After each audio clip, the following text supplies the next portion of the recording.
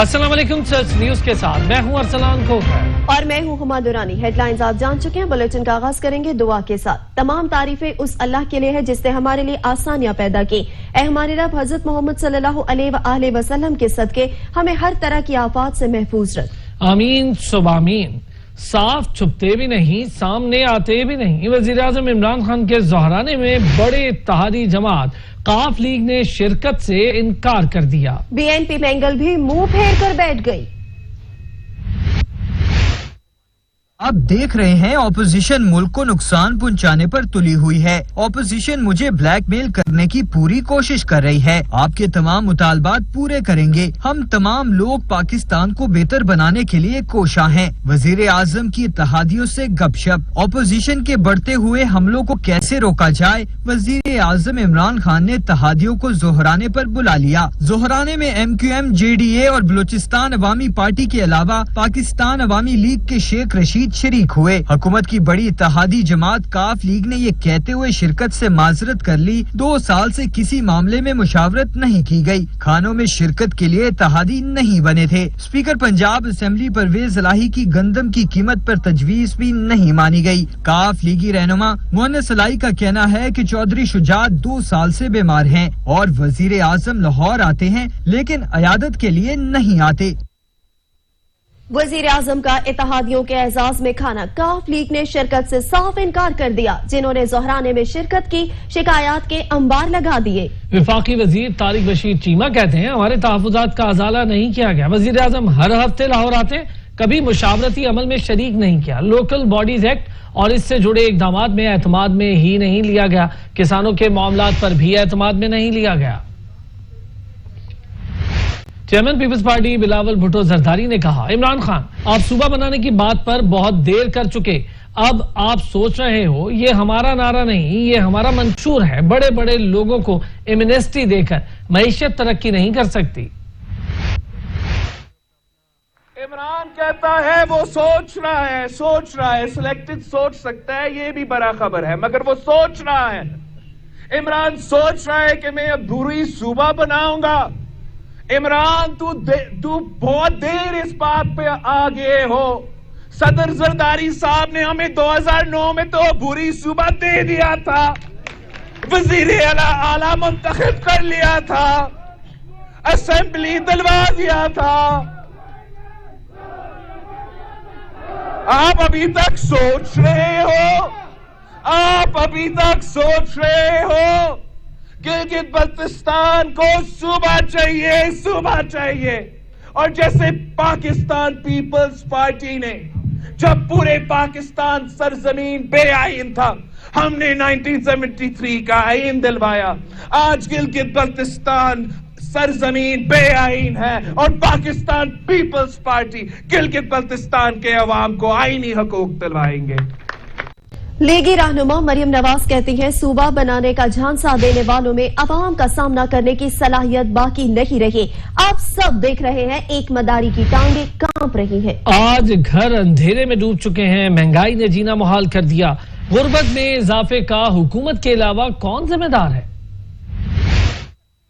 पिछले दिनों आपके पास एक गीदड़ आया था जो आपको गिलगित बल्तिस्तान के सूबे का झांसा देकर चला गया। को तफीक नहीं हुई कि अवाम के अंदर बैठकर अवाम से खिताब करता, एक चंद इनविटेशन से बुलाए हुए लोगों से, क्योंकि डरता है ना अवाम में जा नहीं सकता। अब क्या आप इतनी सी बात नहीं समझ सकते कि एक मद्दारी जिसकी अपनी हुकूमत की टांगे अब कांप रही हैं, वो इलेक्शन से 4-5 दिन पहले आकर आपको एक फरेब देकर चला जाता है। गिलगित बल्तिस्तान में सियासी दर्जाए हरारत बढ़ रहा है। सियासी क़यादत शहरियों से वोट हासिल करने के लिए सर तोड़ कोशिशें करती दिखाई देती है। लीगी रहनुमा मरियम नवाज ने गांचे पहुंचकर वहां की बोली सीख ली। सियासी जलसे के आगाज पर मकामी जबान में शहरियों को खुशामदीद कहा। नी घांचे अमो अशो काकुल्ला नवाज शरीफ नानी जूना सलाम। खबरें होंगी ब्रेक के बाद। आप रहिए सच न्यूज के साथ। तर्जुमान सिंध हुकूमत मुर्तजा वहाब ने कहा लोग गैर जमहूरी निजाम से तंग आ चुके हैं। मुल्क में तब्दीली की सदा है, अवाम बिलावल की तरफ देख रहे हैं। शिबली फराज हकाइक को मस्ख न करे। वफाक, पंजाब और खैबर पख्तूनख्वा ने गंदम हदफ पूरा नहीं किया। उन्हें अपनी नौकरी से वफा भी करनी है तो वो इस तरह की बयानबाजी करते हैं, लेकिन उनकी बात जो है वो हकायक के मुनाफी है। और मैं आज शिबली फराज साहब को एक चैलेंज करना चाहूंगा या पीटीआई की किसी भी चैन को चैलेंज करना चाहूंगा कि वो साबित कर दे कि क्या पंजाब हुकूमत ने, खैबर पख्तूनख्वा हुकूमत ने, वफाकी हुकूमत की पास्को ने अपने गंदम के प्रोक्योरमेंट टारगेट्स को मीट किया है कि नहीं किया। अगर उन्होंने प्रोक्योरमेंट टारगेट्स को मीट किया होता तो आज ये शॉर्टफॉल नहीं हुई होती। चेयरमैन एंटी करप्शन संघ की सरबराही में कराची साउथ जोन का इजलास हुआ, जिसमें anti corruption Karachi south zone की कारकर्दगी का जायजा लिया गया। इस दौरान मौसूल होने वाली दरखास्तों पर इंक्वायरीज, अदालती कार्रवाई और दीगर मामलात का जायजा लिया गया। चेयरमैन इकबाल मेमन का कहना था, अफसरान केसेस की इंक्वायरी में इंटेलिजेंस नेटवर्क मजबूत बनाएं। अफसरान अपने जोन में होने वाली गैर कानूनी सरगर्मियों पर एक्शन ले सकते हैं। सूबाई मुशीर जेल खानाजात सिंध एजाज अहमद जाखरानी का नाम ECL से खारिज कर दिया गया। अदालत ने महफूज फैसला सुना दिया। अदालत ने एजाज जाखरानी का नाम ECL से हटाने का हुक्म दे दिया। सूबाई मुशीर जेल खानाजात एजाज अहमद जाखरानी का नाम ECL से खारिज, अदालत ने महफूज फैसला सुना दिया। बलूचिस्तान रेकोटिक मंसूबे में कौमी खजाने को खरबों का चूना किससे लगाया? नैब ब्यूरो बलूचिस्तान ने 30 साल रिकॉर्ड से सुराग लगा लिया। तर्जुमान नैब के मुताबिक हुकूमत बलूचिस्तान के साबिका आला अहदेदारान समेत 26 अफराद के खिलाफ रेफरेंस दायर कर दिया गया। Chairman NAB justice Javed Iqbal कहते हैं, नैब टीम ने शबाना रोज मेहनत करके ठोस शवाहिद इकट्ठे किए हैं। 1993 में बलूचिस्तान हुकूमत और ऑस्ट्रेलवी कंपनी के दरमियान मुआहदा तय पाया था। मुआहदे में बलूचिस्तान डेवलपमेंट अथॉरिटी के अफसरान ने ऑस्ट्रेलवी कंपनी को गैर कानूनी फायदा पहुंचाया। जमीन की अलॉटमेंट भी महकमा माल के अफसरान की शदीद बेकायदगियां सामने आई हैं। कोरोना वायरस की तबाहकारियां, SP स्पेशल सिक्योरिटी यूनिट राजा अरशद कोरोना वायरस की वजह से इंतकाल कर गए। कोरोना से जंग में फ्रंट लाइन फोर्स के 19 अफसरान और एहलकार अपनी जान कुर्बान कर चुके हैं। रिपोर्ट करेंगे अता हुसैन। कराची में कोरोना वायरस एक बार फिर सर उठाने लगा। कोरोना वायरस का शिकार SP SSU राजा अरशद निजी अस्पताल में इंतकाल कर गए। राजा अरशद को एक हफ्ते कबल कोरोना के 22 अस्पताल मुंतकिल किया गया था। कोरोना से जंग में अब तक सिंध पुलिस के 19 अफसरान और एहलकार जाबाक हो चुके हैं। तर्जुमान सिंध पुलिस के मुताबिक जाबाक होने वाले पुलिस एहलकारों में DIG एडमिन के secretary, 2 SP, 1 DSP, 3 sub inspector, 2 ASI और 1 हेड कांस्टेबल समेत दीगर एहलकार शामिल हैं। मजमूई तौर पर 3474 एहलकार कोरोना से मुतासिर हुए, जिसमें से 3430 एहलकार सेहतियाब हो चुके हैं, जबकि 25 एहलकार जेर इलाज हैं। अता हुसैन, सच TV, कराची।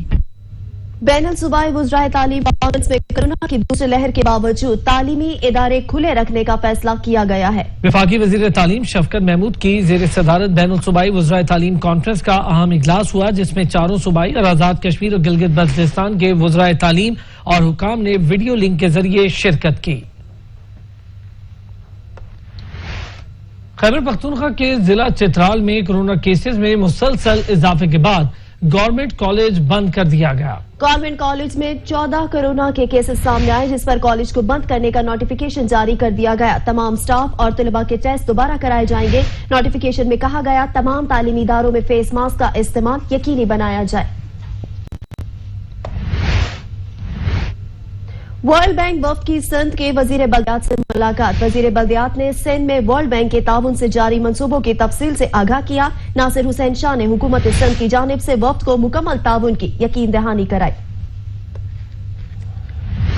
महंगाई की सताए अवाम से इजाफी वसूलियां। नवा माली साल की पहली छमाही में अवाम पर अरबों रुपयों का बोझ डाला गया। 3 माह में पेट्रोलियम लेवी का 100% से जायद इजाफी बोझ डला। गुज़िश्ता साल जुलाई ta सितंबर की निस्बत अवाम से दुगनी वसूली हुई। दस्तावेजात के मुताबिक जुलाई ta सितंबर पेट्रोलियम लेवी की मद में 136 अरब 35 करोड़ की वसूलियां की गईं। गुज़िश्ता साल इसी अरसे में 64 अरब 79 करोड़ रुपए हासिल हुए थे। पाकिस्तान स्टॉक मार्केट में जबरदस्त तेजी, वापसी इंडेक्स में 799 पॉइंट्स का इजाफा हुआ, जिसके बाद 41,000 की नफसियाती हद बहाल हो गई। कारोबारी हफ्ते के चौथे रोज के आगाज पर पहले ही घंटे के दौरान इंडेक्स में 426 से ज्यादा पॉइंट्स की तेजी रिकॉर्ड की गई। जिसके बाद मार्केट में मुसलसल तेजी देखी गई और 100 इंडेक्स एक मौके पर 41,084 पॉइंट्स पर पहुंचा था। ताहम कारोबार के इख्तिताम पर पाकिस्तान स्टॉक मार्केट का 100 इंडेक्स 789 पॉइंट्स की तेजी के बाद 41,071 पॉइंट्स की सतह पर बंद हुआ। सोने की कीमत में फिर इजाफा हो गया। पाकिस्तान में फी तोला सोने की कीमत 1,050 रुपए इजाफा हो गया। इजाफे के बाद सोने की कीमत 1,14,650 रुपए हो गई है।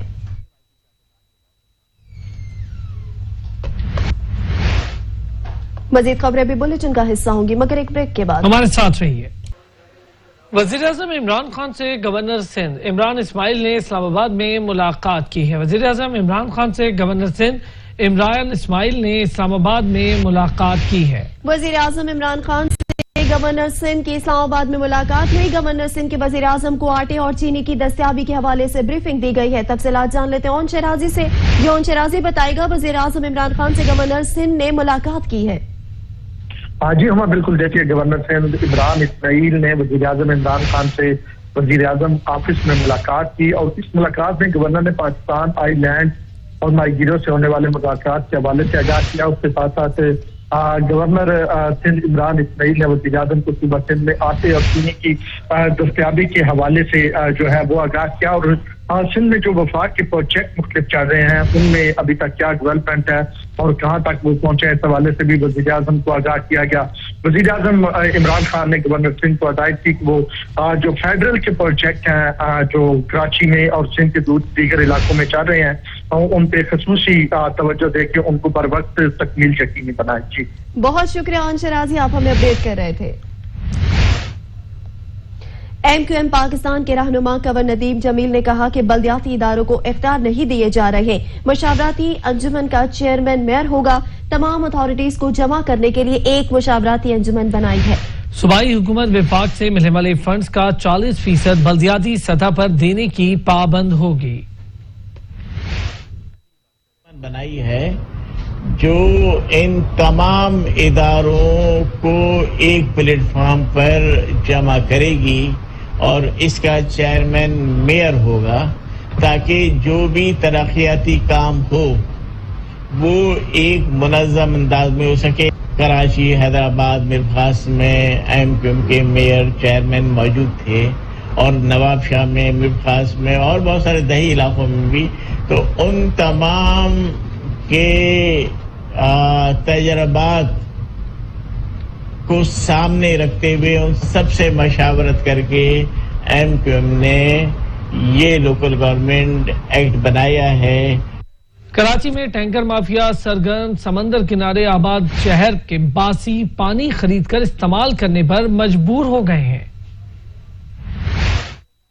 कराची में दीगर बुनियादी मसाइल के साथ पानी का भी एक बड़ा मसला है जो हल होने का नाम ही नहीं ले रहा। ये शहर समंदर किनारे आबाद होने वालों का है, मगर अफसोस यहाँ के बासी पानी की बूंद बूंद को तरस गए। जबकि शहर में कायम वाटर हाइड्रेंट पर पानी वाफिर मिकदार में मौजूद है, जहाँ से शहरी महंगे दामों पानी खरीद कर इस्तेमाल करने पर मजबूर है। शहर में तो पानी नहीं है, लेकिन इन वाटर हाइड्रेंट्स पे पानी मौजूद है जो हमें महंगे दामों खरीदना पड़ रहा है और ये वाटर हाइड्रेंट्स हमें ये सेल कर रहे हैं और ये पानी है तो हमारा ही, लेकिन ये सिर्फ हमें पैसों के एवज ये बेच रहे हैं। पानी देते नहीं है, वाटर माफिया है यहाँ पे, टैंकर माफिया अपना वो कर रही है, कब्जा करा हुआ है पूरा। पानी आता नहीं है तो क्या करें, मजबूर है, तो महंगा पानी खरीदना पड़ जाता है टैंकर का हम लोगों को। उधर हैवी वाटर टैंकर से शहरी इलाकों की सड़कें भी टूट फूट कर शिकार हो गई हैं, जिससे शहरी शदीद परेशान हैं। कराची में हर जगह बहुत परेशानी है पानी की वजह से।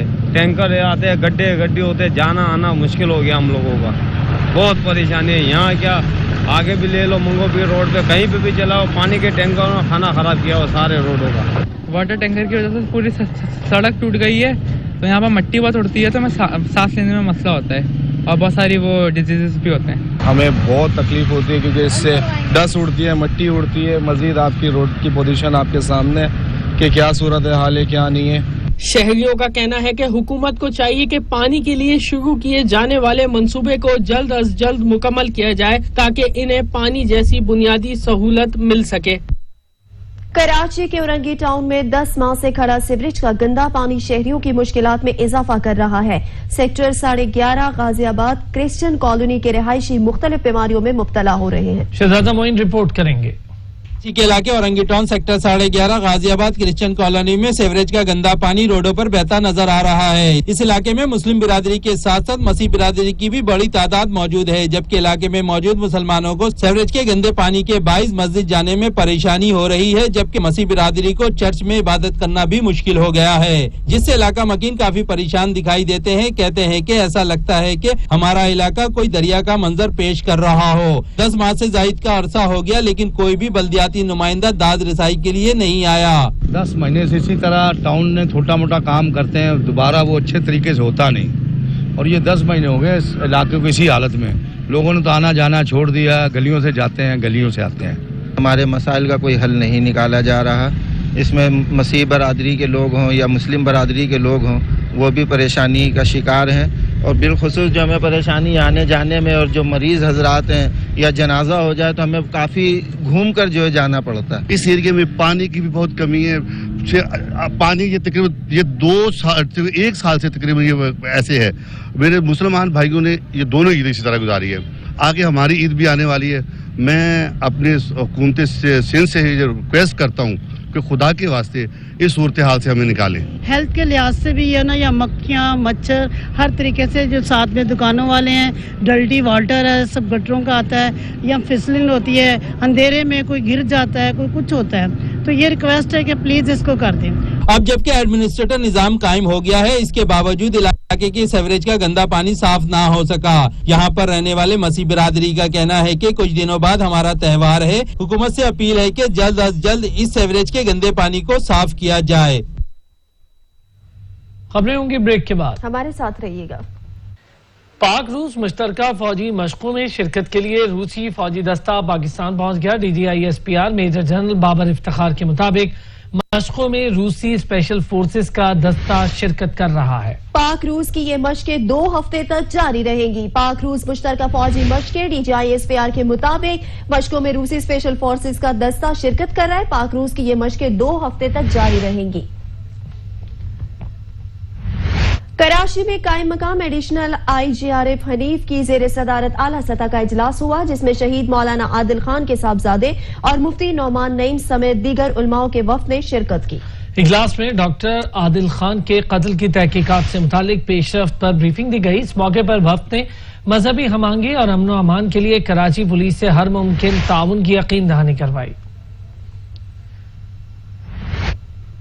सिंध हाई कोर्ट ने आरजू के मुबैना अगवा केस में लड़की की उम्र के तयन के लिए मेडिकल बोर्ड बनाने का हुक्म दे दिया। विफाकी वजीर बराए इंसानी हुकूक शीरी मजारी ने भी केस में फरीक बनने के लिए सिंध हाई कोर्ट से रुजू कर लिया। अशरफ सोलंकी रिपोर्ट करेंगे। सिंध हाई कोर्ट में 9 उम्र मुस्लिम लड़की के मुबैना अगवा और जबरी तौर पर मजहब तब्दीली से मुतल्लिक केस की समाअत हुई। अदालत में वालिदैन के वकील जिब्रान नासिर ने मौक़िफ़ अख्तियार किया कि लड़की की उम्र का तयन जरूरी है। चैम्बर में भी लड़की का बयान रिकॉर्ड किया जाए। एडवोकेट जनरल सिंध ने बयान की मुखालफत की, कहा कि लड़की का बयान रिकॉर्ड नहीं किया जाए, वो कम उम्र है। अदालत ने रिमार्क्स दिए कि हम बारीक बीनी से जायजा लेंगे और जांच कराएंगे। जस्टिस के आगा ने कहा कि अगर वो 18 साल की है तो इसका हक है जिसके साथ रहे। लड़की ने खुद कहा कि उसे अगवा किया गया है। अदालत ने सेक्रेटरी हेल्थ को मेडिकल बोर्ड बनाने का हुक्म दे दिया, जबकि केस की समाअत 9 नवंबर तक मुलतवी कर दी गई। ख्याल रहे कि कम उम्र लड़की आरजू को एंटी वायलेंट क्राइम सेल ने बाजियाब कराया था।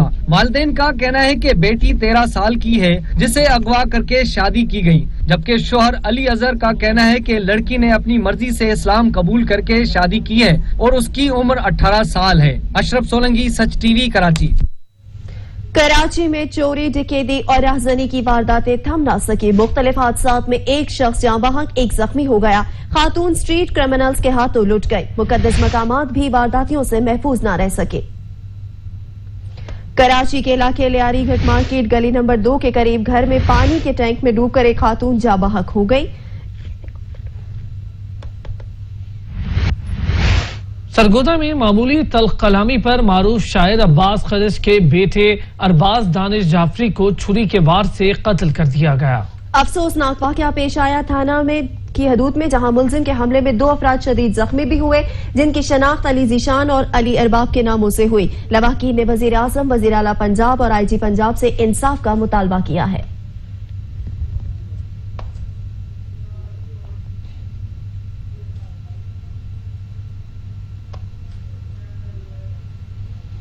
जनूबी अफ्रीका की सिक्योरिटी टीम ने पाकिस्तान के सिक्योरिटी इंतजामात पर एतमाद का इजहार कर दिया। जराये के मुताबिक जनूबी अफ्रीका के माहिरीन ने रावलपिंडी एक रोजा मैच में ही इंतजामात को तसल्ली बख्श करार दिया था। जनूबी अफ्रीका के दौरे पाकिस्तान के इम्कानात रोशन हो गए। जनूबी अफ्रीका के सिक्योरिटी माहिरीन के वफ्द ने अपने क्रिकेट बोर्ड को ग्रीन सिग्नल देने का इंदिया दे दिया है। माहिरीन ने पहले रावलपिंडी और फिर कराची के स्टेडियम्स का दौरा किया और वहाँ के इंतजामात का जायजा लिया था। माहिरीन के वफ्द को ICC सुपर लीग के अहम मैच के दौरान स्टेडियम में ले जाया गया था, जहाँ डायरेक्टर इंटरनेशनल जाकिर खान और क्रिकेट बोर्ड के सिक्योरिटी हुकाम ने अहम अमूर पर ब्रीफिंग दी। वफ्द अपनी रिपोर्ट क्रिकेट साउथ अफ्रीका को पेश करेगा। मंजूरी मिलने की सूरत में जनूबी अफ्रीका टीम जनवरी 2021 से 12 साल बाद पाकिस्तान का दौरा करेगी। जनूबी अफ्रीका की टीम के दौरे में 2 टेस्ट और 3 T20 इंटरनेशनल मैचेस तय हैं।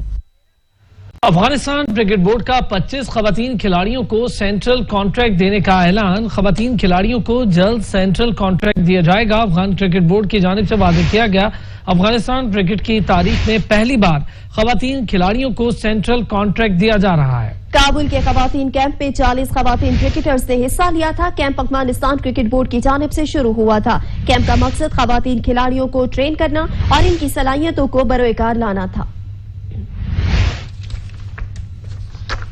बुलेटिन में अब तक के लिए इतना ही। हाजिर होते हैं कुछ ही देर में न्यूज हेडलाइंस के साथ। देखते रहिए सच।